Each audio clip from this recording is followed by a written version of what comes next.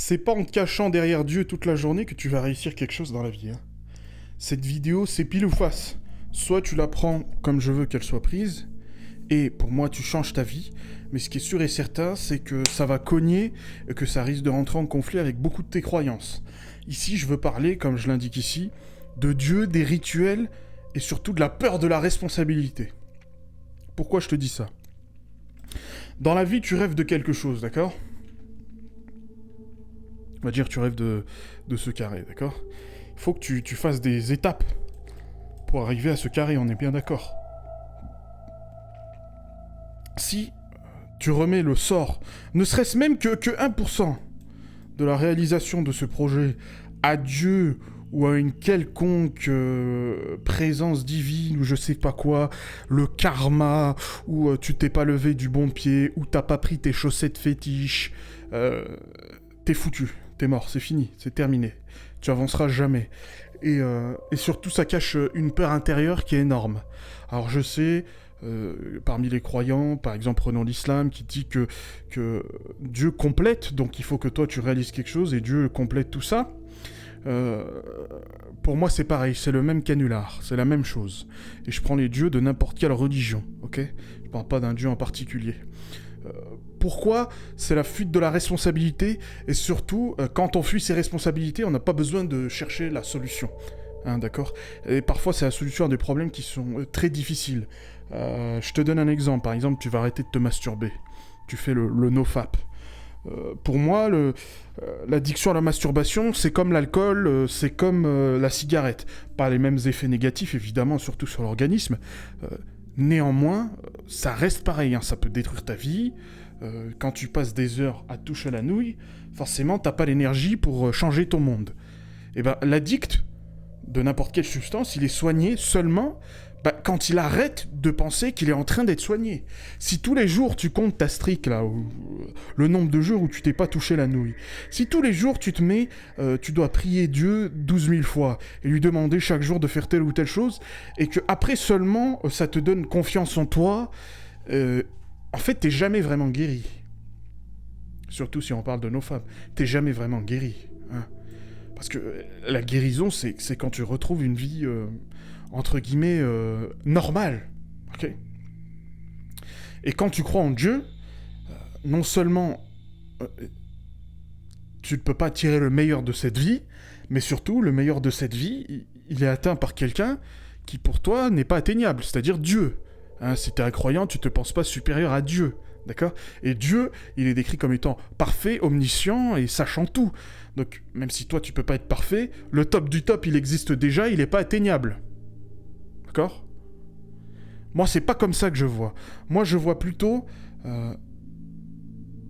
l'humain, un peu en référence à Hunter x Hunter, aurait un potentiel illimité. D'accord ? Tu peux faire des dingueries. Ok ? Remonte 100 ans en arrière, explique à ces personnes-là ce qu'on est capable de faire aujourd'hui, ils seraient comme des fous. Ok ? Ils seraient comme des dingues, personne s'y attendrait. Prends n'importe quel livre des 3 religions monothéistes, et personne ne prédisait ça, d'accord ? Personne serait capable de prédire ça, ok ? Parce que l'humain a un potentiel infini. Et Dieu nous a servi pendant un temps, je dis pas qu'il nous a pas servi, surtout dans l'aspect communautaire. Ça permettait de léguer les gens contre quelque chose, ici le mal, et ça permettait de créer un sens communautaire, dans le sens, par exemple, tu vas à la messe, tout le monde se rejoint, tous les croyants, vous en discutez, il y a l'aspect social. Mais là, ils commencent à nous caper. Surtout, plein de personnes que je connais sont limitées par ça, limitées dans leur possibilité de rêver. Ok ? Et surtout, ils mettent pas toutes les cartes sur la table. Ils y vont pas à fond, ils vont pas à 200 à l'heure. Parce qu'ils en gardent toujours. Parce que toujours, dans un coin de leur tête, ils se disent « Oui, mais il y a la vie d'après. » Oui, fils, mais mauvaise nouvelle pour toi, il n'y a pas d'autre vie. D'accord ?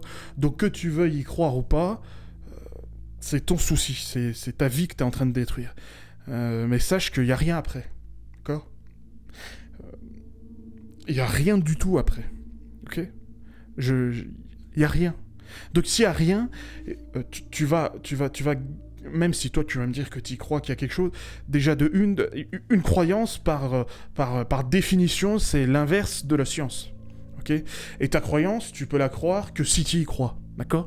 Si je te dis, prouve-moi que Dieu existe, tu vas me dire, Dieu existe parce que il a écrit la Bible. Oui, mais la Bible, c'est Dieu qui l'a écrite, pardon. Hein? Donc, t'as envie d'y croire, il n'y a pas de souci. Moi, c'est juste ça que je voulais te dire. Et aussi, quelque chose qui doit être abordé, c'est tes envies. Pourquoi tu fais tout ce que tu fais? Pourquoi tu bosses jour après jour, jour après jour? Pour faire quoi? Si c'est pour aller au paradis, cette vidéo n'est pas du tout pour toi. Hein. Tu vois, là, tu l'as bien compris. Si t'es quelqu'un de spirituel... Eh ben, cette vidéo n'est absolument pas pour toi, parce que ce que je vais dire, c'est du concret, c'est du réel. Je suis un homme du réel, quoi. C'est de la science. Et forcément, si t'es un croyant, t'es l'antithèse de ça. Mais surtout, pourquoi tu fais telle ou telle chose? J'ai vu beaucoup de gens qui se forcent à faire telle chose parce que c'est altruiste. Tu vois, ça leur donne une belle vision auprès des autres. Les gens l'envient parce que voilà, moralement il est bon, on a envie de montrer sa vertu. Plein de choses qui découlent de ça. De lui. Et au final, profondément, au plus profond d'eux-mêmes, c'est pas pour ça qu'ils font. C'est souvent pour des raisons un peu égoïstes. D'accord? Égoïste et pas du tout altruiste. Et tu sais quoi, je suis là pour te dire, eh ben c'est très bien, il n'y a aucun problème que tu veuilles faire ça pour toi. Moi, je fais pas ça que pour l'argent, la gloire ou l'envie de partager.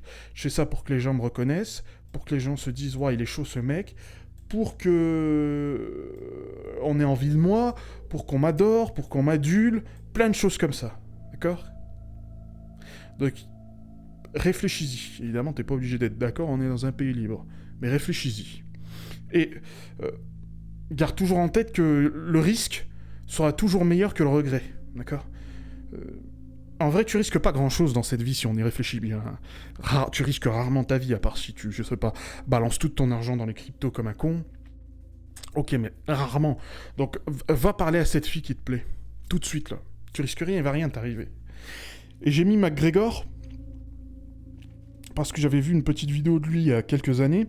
Il parlait exactement de ses rituels. Que, en fait, pour lui, les rituels, c'était un synonyme de la peur. Et pour moi, c'est pareil. Je n'ai pas besoin de morning routine ou je sais pas quoi, d'accord? Je me lève, je fais les choses simplement et ensuite je passe à l'action. C'est tout. Alors, je sais que c'est beaucoup de choses déjà à digérer, donc déjà, t'as tout ça. Alors, bonne chance à toi et à plus dans le bus.